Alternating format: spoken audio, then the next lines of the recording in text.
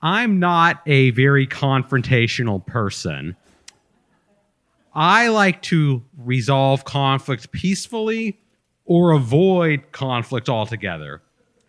And growing up, this sometimes surprised people because my parents are both very assertive. My mom is from Abilene, Texas, and she's what people in the country call a real goddammit. She's not like a mean person, but if she's got a problem with you, you're going to hear about it and it's going to be dealt with then and there. And my father is from the Bronx. Very different upbringing from my mom, very similar personality. Again, if he's got a problem with you, yeah, it's going to be dealt with. Holidays were a big deal in my family growing up, and my favorite holiday as a kid was Halloween. I really loved the spooky and macabre aspect of it, and I was also a really good kid, and I felt like Halloween was the one day of the year where I could be a little bit bad. Our home was a large Tudor-style home, and we had a big basement.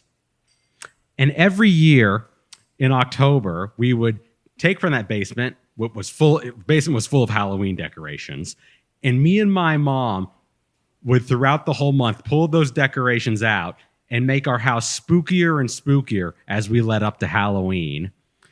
We would put spider webs on the windows and tombstones in the front yard to turn into a graveyard. And we even had a big sign that said, Bates Motel, no vacancy. And every Halloween, there are things that kind of go in and out of fashion. And I remember one year when I was about 10 years old, the big thing that year was scarecrows. Every house in our neighborhood had a big scarecrow out in their front yard. And me and my mom decided to make our own. We made his frame out of 2x4s. We gave him a witch's head. And we dressed him in my mom's old Boy Scout uniform. And yes, my mother was a Boy Scout as a child. She was a major tomboy, and as I mentioned, a very assertive personality. And so she wasn't going to let a little thing like being a girl stop her from getting involved. And in honor of my mother, we named the Scarecrow Scout. And he was the biggest and best scarecrow in the neighborhood. Now, I should mention, Halloween was really me and my mom's thing. My dad didn't share our enthusiasm. If it was October, he was more interested in watching the baseball postseason. So me and my mom did all the decorating. One day before school, I went out to our front yard to admire our spooky display, and everything was gone.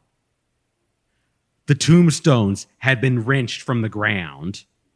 The lights had been taken off the trees, and even Scout was gone. And I soon saw that we were not the only house in the neighborhood that got hit. There was a house that had a big skeleton taken from their front yard. A bunch of houses had their lights taken off the trees like we had. There was even a home that had a beautiful porcelain witch from Salem, Massachusetts that was stolen. This was like the Grinch who stole Christmas, except the Grinch stole Halloween. Now, my reaction to all this was a lot like the characters in the Dr. Seuss story. I just thought we could let this go and learn the true meaning of the holiday. My mom's reaction was, Sam, get in the car. We're going to get our stuff back. And because I grew up near UT campus, we had an inkling that it might have been a frat house that stole our stuff. And so we did some investigating, went to some frat houses after school. At one frat house we went to, we found, and it was very easy getting in, by the way, because people at frat houses are asleep or drunk during the middle of the day. we just marched on in and found a basement that was like a big storage area full of scarecrows, like along a 40-foot wall, just scarecrow after scarecrow after scarecrow after scarecrow.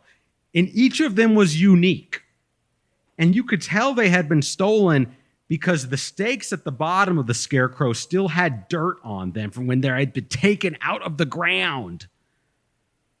But although we looked through all those scarecrows, we did not see one wearing a Boy Scout uniform with a witch's head. Scout was not there.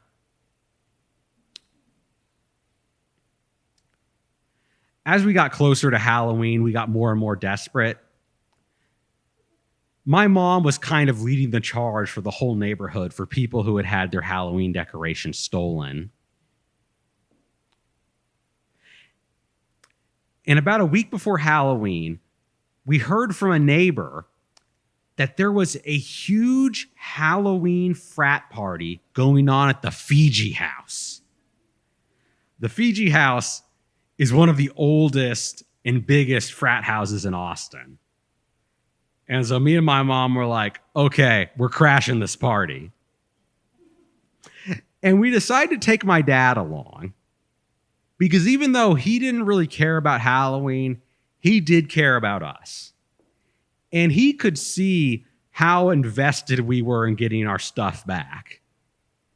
And also, if there was going to be a fight, this guy wanted in on it. When we got there, the place was very loud, and the outside of the Fiji House is white columns, kind of looks like an old plantation or colonial Southern style home. And once again, we just walked right in. I know it might seem like two middle-aged people and a 10-year-old child couldn't just walk into a frat party, but people didn't pay us the slightest bit of attention. They were all too busy partying. It was very loud, as you imagine a frat party would be.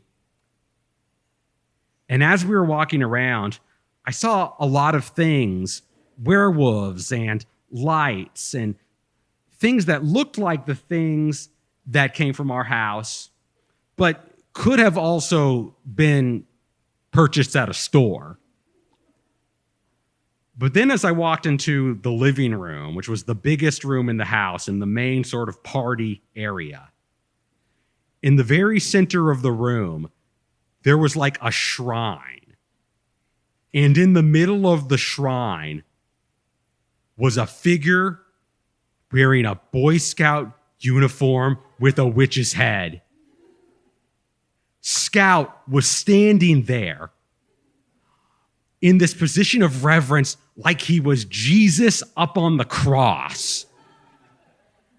But like Jesus, you could tell he had suffered.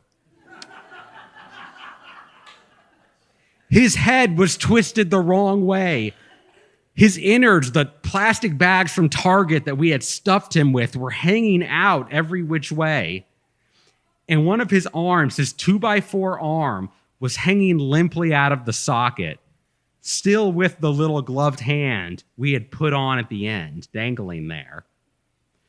After we realized that this was all our stuff, me and my parents just started grabbing everything we could, and we started taking Scout down, dismantling him. And at this point, people are taking notice of us. And one of the frat guys comes up to us and is like, "Hey, what are you doing?" And my mom starts explaining to him, "Look, this is our Scarecrow. We built it. This is our stuff." My dad, who I can tell has been getting increasingly agitated, breathing hard throughout this whole time, just holding in his anger, finally snaps at this frat guy. And he tears out from Scout, from the socket, the 2x4 arm, still with the little gloved hand at the end. He waves this 2x4 in the frat guy's face. And he says, "Hey, what are you going to do about it? Call the police?" And of course, there was really nothing they could do because They knew perfectly well this stuff was stolen.